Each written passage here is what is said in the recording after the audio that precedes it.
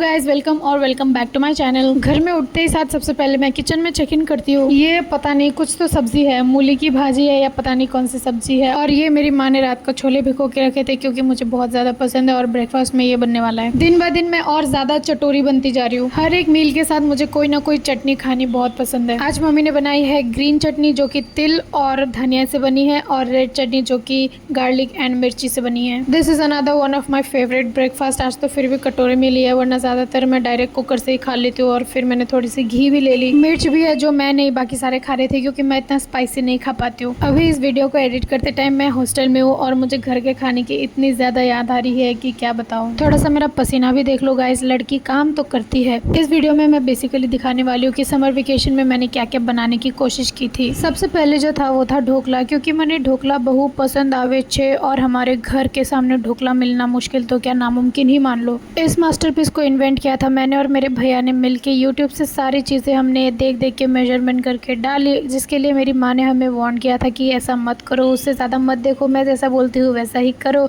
लेकिन हमने उनकी बात नहीं मानी, और माँ बाप की बात ना मानो तो क्या होता है वो तो आपको पता ही होगा। इतनी वाहियात बनी कि क्या ही बताओ। बेसन की बैटर हमारी बहुत गाढ़ी बनी थी और शायद कुछ बेकिंग सोडा या बेकिंग पाउडर कम हो रखी थी, लेकिन सारा कुछ वेस्ट करना तो अच्छा नहीं लगता ना, इसीलिए थोड़ा बहुत जितना हो पाया खाया। और इसीलिए भी खाया क्योंकि मेरी माँ हमें बहुत ही ज़्यादा गुस्से की नज़र से देख रही थी, इतना सारा सामान वेस्ट कर दिया। नेक्स्ट आइटम बनेगी हमारी साबूदाना से। ये देखिए साबूदाना, आप लोगों ने तो देखी नहीं होगी। बाय द वे आइडिया माँ की थी, इसलिए मैं इसमें शामिल हो गई ताकि कुछ गड़बड़ हो जाए या ख़राब बने तो मेरे ऊपर इल्ज़ाम ना आए। सबसे पहले साबूदाना को बहुत अच्छे से धो लेना है। वैसे तो 95% से भी ज़्यादा काम माँ ने ही किया, लेकिन मैं भी तो उनके पीछे पीछे वीडियो बनाने के लिए घूमी हूँ ना, तो मेरा भी कॉन्ट्रीब्यूशन है, ऐसी कोई बात नहीं है। तो अच्छे से धोने के बाद इनको एक पतीले में ट्रांसफ़र कर दीजिए। थोड़ा बड़े पतीले में कीजिएगा क्योंकि बेसन नहीं, आई मीन साबूदाना जो है वो फूलेगी, स्प्रेड होगी, इसलिए थोड़े बड़ी पतीले में डालिए। फिर इसमें डालेंगे गड़ गड़ गड़ गड़ पानी और ये बिठा देंगे गैस में। देखिए गाइस, मैंने बिठाया है गैस में, मैंने कितना ज़्यादा काम किया है। मैंने बहुत ही कम इंग्रेडिएंट्स में ये बन जाती है, बस साबूदाना, पानी और नमक मेन है, और बाकी आप फ्लेवर डालो, कलर डालो, वो आपके ऊपर है। दिखने में तो ईजी है, बनाने में भी ईजी है, बस थोड़ा केयरफुल रहना पड़ता है।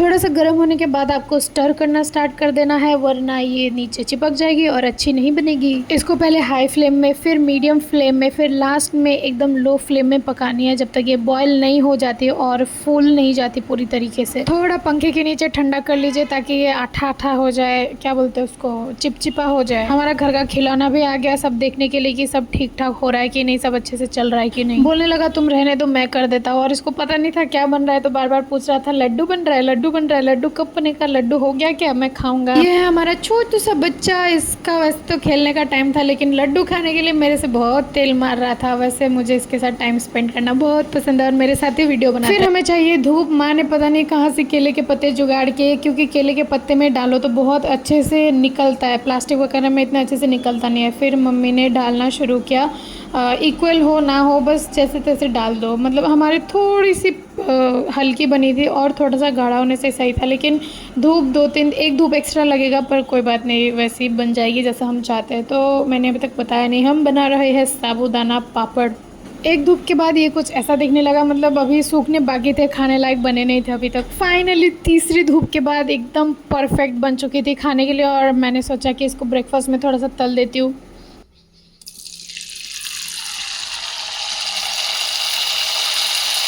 बहुत ही क्रंची बनी थी। और हाँ गाइस, आप लोग नमक थोड़ा कम डालना क्योंकि धूप में सूखने के बाद नमक का टेस्ट ज़्यादा आता है।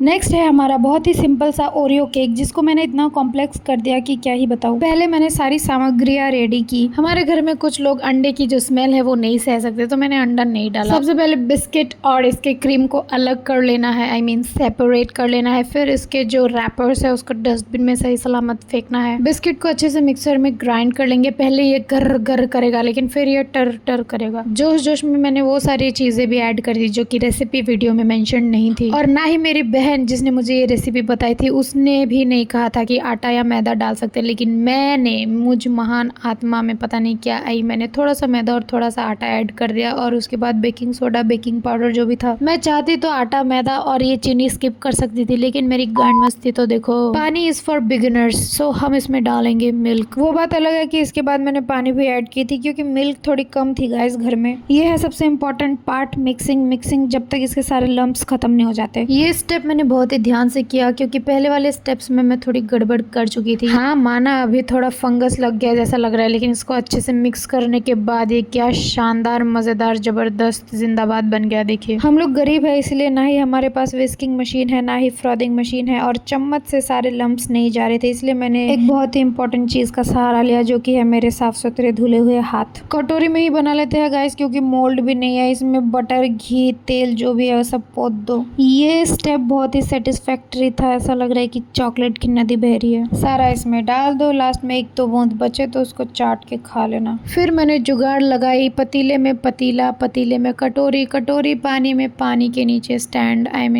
कटोरी के नीचे स्टैंड, फिर इसको मस्त ढक दो। मेरी माँ इतने में 4-5 आइटम बना चुकी थी, लेकिन मेरा केक अब तक नहीं बना। धीमी आंच में पकते लालची में और मेरे भाई हर 1-2 मिनट में चेक कर रहे थे जाके। फिर मेरे दिमाग में एक इनोवेटिव आइडिया आया। आई डोंट थिंक कोई भी गेस कर सकता है कि ये नाक के घी जैसे दिखने वाली चीज क्या है। मैंने सोचा ओरियो का जो व्हाइट क्रीम था वो पिघला लेती हूँ, फिर व्हाइट से डिज़ाइन बनाऊंगी। लेकिन आधे घंटे बाद इसको खोल के देखा तो साइड में थोड़ा पक रहा था और बीच में पकना बाकी था। मैं क्या बताऊँ गाइस, मेरे साथ इतना बड़ा स्कैम हो गया जो कि ओरियो वालों ने किया है। ये ओरियो की वही क्रीम है जो मैंने पिघलाई थी, व्हाइट कलर तो दूर, ये टट्टी कलर बन गया। चलो ये भी सह लेते हैं, लेकिन 1 मिनट बाद ये क्रिस्टलाइज होना स्टार्ट हो गया। तो जो ओरियो बिस्कुट खाते हैं यहाँ चीनी के अलावा और कुछ नहीं है। फिर मैंने सोचा चॉकलेट पिघला लेती हूँ। ये पतीले से आप लोग डर मत जाना गाइस, ये हमारी पुश्तैनी पतीला है, बहुत ज्यादा यूज के कारण बेचारा थक गया है। 4 से 5 डेयरी मिल्क पिघलाई, सोचा चॉकलेट सिरप बना के गार्निशिंग करूंगी। केक अभी तक बना नहीं और ख्वाब देख रहे हो आप मेरे। इतना टाइम लग रहा था कि क्या बताऊं, मुझे लगा सिलेंडर इसमें ही खत्म हो जाएगा। इसको अंदर से निकालने के लिए मैंने इंजीनियर पहले से बुक करके रखा था जिसने हथौड़ा, पिलास वगैरह से निकाल के दिया। फाइनली आफ्टर 45 to 50 मिनट्स हमारा पेशेंस लेवल 0 हो गया, तो हमने सोचा कि निकाल ही लेते हैं। अल्लाह के नाम पे निकाला और ये टैंटना नीचे वाला पार्ट बहुत ही सुंदर लग रहा था। पर मैं क्यों इसको सिंपल रहने दूं, मैं तो लेयर्स काटूंगी, काटते काटते थोड़ा तोड़ भी दूंगी, फिर चॉकलेट सिरप डालूंगी और सड़ा हुआ ओरियो का क्रीम भी डाल दूंगी। देखो गाइस, दिखने में भले ही खराब हो लेकिन काम मैंने बहुत किया है। और ये साइड में काफी अच्छे से पकी थी, बीच में थोड़ी सी गाढ़ी रह गई थी क्योंकि वो मुझे आटा और मैदा नहीं डालना चाहिए था। टेस्टिंग के लिए मैंने कुछ गेस्ट इन्वाइट किए थे। ये है हमारा घर का खिलौना। मेरी तरह ये लोग भी बहुत ज्यादा एक्साइटेड थे, पर जैसे इन लोगों ने अपने मुंह में केक डाला तो बेचारे थोड़े शांत से लग रहे थे, पता नहीं क्यों। मैंने भी टेस्ट किया और रियलाइज किया कि आटा मैदा नहीं डालना चाहिए था, वरना बहुत ज्यादा सॉफ्ट बनती। इसकी वजह से बीच में थोड़ा कम पका था, बाकी साइड में सही पका था। इसको देखिए, चॉकलेट पगलू। इसको ना साइड से लोग बोल रहे थे कि मत खा, बहुत बुरा बना है, पर इसने दुनिया की चिंता ना करते हुए सोचा मैं अपनी दीदी का दिल रखने के लिए कुछ भी खा जाऊंगा। पता नहीं, जब भी मैं बहुत एक्साइटमेंट से और एफर्ट्स लगा के कुछ बनाती हूँ तो खराब बन रही है आजकल, इसलिए मैंने सोचा कि कुकिंग छोड़ते हैं, कुछ सिंपल सा और सोबर सा फ्लेवरफुल बनाते हैं। पहले मैंने सारी चीज रेडी कर ली and thanks to my brother, बेचारा ढूंढ के सारी चीजें लेके आया था। जैसा कि मैंने स्टार्टिंग में बताया, मैं आजकल बहुत चटोरी बनती जा रही हूँ, तो हमारे घर में एक ना एक चटनी रहती है, इसलिए मैंने इसको ही ग्रीन चटनी में इसको लिक्विडिफाई, क्या बोलते हैं उसको, डाइल्यूट कर दिया। बहुत ही इजी रेसिपी है। किसी भी टाइप का नमकीन पापड़ ले लो, बॉयल आलू इसमें ऐड कर दो, फिर प्याज डाल दो। हमें ज्यादा प्याज पसंद है तो मैंने ज्यादा ऐड की। ओ भाई, ऐसे क्यों काट रही है? बेकार में टाइम वेस्ट क्यों कर रही है? चुप ना, पट्टी जैसा लग रहा है। खाने में तो अच्छा नहीं लगेगा ना भाई, छोटा पीस।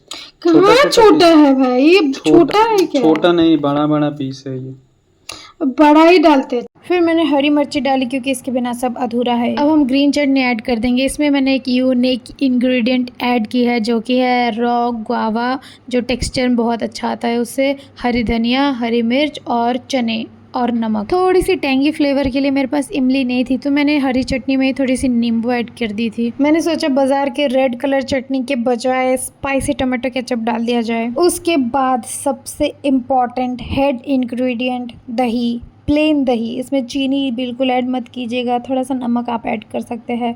और इसको डालते हुए मुझे जो सेटिस्फेक्शन मिल रही थी, क्योंकि दही की क्वालिटी इतनी अच्छी थी कि क्या ही बताऊँ। पैकेट के मसाले हमारे घर में नाक के बराबर यूज़ होता है, इसलिए चाट मसाला और कुछ मसाला जो है वो हमने थोड़ी स्किप कर दी, क्योंकि ऑलरेडी इतने सारे फ्लेवर्स आ रहे थे। थोड़ी सी नमक स्वाद अनुसार ऐड करना है। बहुत ढूंढने के बाद भी बाजार में सेव नहीं मिली, तो हमने आलू भुजिया से ही काम चला ली। And to be honest, this was mind blowing. Next दिन मैंने कुछ और डिफरेंट बनाने का सोचा, जो कि मुझे लगा बहुत ही इजी होगा। तो मैंने थोड़ा सा गुड़ लिया और उसको पिघलाने लग गई। इस बार मैंने ट्रायल से स्टार्ट किया था, अगर ट्रायल सही बनता तो ही मैं ज़्यादा क्वांटिटी में बनाने वाली थी। तो मैंने वो होल वाले चम्मच से बूंदी बनाई गाइस, बूंदी को फ्राई किया एंड इसको चिपकने के लिए छोड़ दिया। जो इसका पिघला हुआ गुड़ था उसमें थोड़े टाइम के लिए छोड़ दिया, पर नहीं, मेरे लक को अनलकी बनना ही था और इसने भी मुझे धोखा दे दिया। पता नहीं कौन सा स्टेप मेरे से छूट गया, मुझे खुद नहीं पता चला। और ये मतलब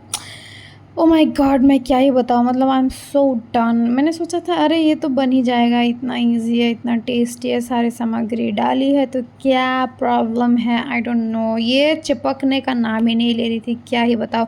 तो मैंने क्या क्या पता है, मैंने इसको ऐसे ही खा लिया, क्योंकि ये बहुत क्रंची हो रही थी। शायद मुझे ठंडा होने के लिए और रखना चाहिए था। मैंने सोचा लड्डू को मारो गोली, इसको ऐसे ही खा लेते हैं, और ये इतनी क्रंची और सही हो रही थी ना, स्नैक्स के लिए बहुत सही है। तो अभी तक मैं बहुत सारी चीज़ें वेस्ट कर चुकी थी, बहुत सारे एफर्ट्स में फेल हो चुकी थी, इसलिए मैंने सोचा इस बार मम्मी का हेल्प लेके थोड़ा कुछ अच्छा बनाते हैं जो कि खाने लायक हो। जैसा कि आप देख सकते हैं मैंने रेडी कर लिया है फाइनली चॉप्ड चिली, अनियन और जिंजर गार्लिक, एंड यहाँ पर है क्यूकम्बर, अनियन और चिली, और इसकी बनेगी रायता। एकदम बेसिक मसाले, हल्दी पाउडर, धनिया पाउडर एंड थोड़ी सी लाल मिर्च पाउडर के साथ हम बैटर रेडी करेंगे। और हाँ, नमक भी डाल दीजिएगा इसमें। इसको मसल लीजिए अपने हाथों से, एंड इसमें हमें थोड़े से आलू के जो बड़े पीसेस है, लम्स जैसे थोड़े रखने हैं, क्योंकि ये दांत में लगने से ना आलू का और ज़्यादा स्वाद आता है पराठे में। यूजुअली मैं सही आटा गूंद लेती हूँ, लेकिन जिस दिन मुझे वीडियो बनानी थी, ऊपर वाले की लीला देखिए, उस दिन मेरे आटे में पानी थोड़ी ज़्यादा हो गई, इसलिए मुझे हेड ऑफिस हेल्प लेने जाना पड़ा। मैंने आलू भर के दी और मेरी माँ ने जितना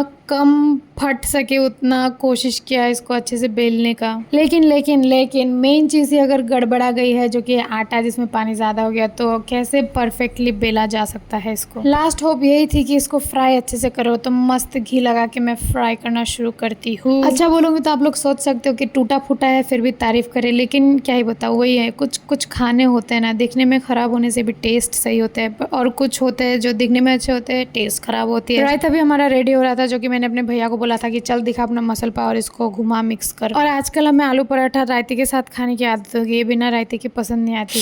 मेरे मुंह में पानी आ रहा है गाइस। फिर मैंने सॉस के साथ भी थोड़ी सी ट्राई की। आप लोगों ने तो नोटिस किया होगा कि मैं थोड़े कॉम्प्लेक्स डिशेस से सिंपल डिशेस तक पहुंच चुकी हूँ। देखो गाइस, बात ऐसे है कि मैं खाना ठीक ठाक बना लेती हूँ, लेकिन जब मेरे दिमाग में फतूर चढ़ जाती है, यानी मेरे में थोड़ा सा ओवर स्मार्टनेस आ जाता है, तो कुछ गड़बड़ आ जाता है। मेरी मम्मी को ज़्यादा फ्राइड चीज़ें बनाने की आदत नहीं है, तो मैं घर में रहने से फ्राई वाले ज़्यादातर काम मैं ही कर लेती हूँ। इसमें मैंने कुछ एक्स्ट्रा नहीं किया, इसलिए बहुत ही मज़ेदार मेरे प्याज के पकौड़े बने थे, और उसके साथ चाय। एक तरफ चाय बना रही थी, एक तरफ मैं पकौड़े तल रही थी। ये खाने में बहुत ज़्यादा मज़ा आया। वैसे मेरी माँ मुझे अपना किचन इजीली देना चाहती नहीं है, लेकिन मैं नोक झोंक करके चांस ले ही लेती हूँ। पकौड़े मेरे चुटकियों में ख़त्म कर दी सबने। तो गाइस, इतनी तो मैंने शूट किया, और सारी चीज़ें मैंने एक दिन में नहीं बनाई थी। इसके अलावा कुछ और चीज़ें भी ट्राई की थी, लेकिन वो कैप्चर नहीं हुआ। नेक्स्ट टाइम मैं घर जाऊँगी तो और न्यू चीज़ें ट्राई करूँगी, अगर मेरी माँ ने मुझे अलाउड किया तो। फिलहाल तो उन्होंने मुझे अपने किचन से रेस्ट्रिकेट किया हुआ है। मेरे चैनल में फुल फूड का ये फर्स्ट व्लॉग है, थोड़ा अलग है। आई होप आप लोगों को पसंद आया होगा। Thank you so much for watching. मिलते हैं नेक्स्ट वीडियो में, तब तक के लिए बाय बाय।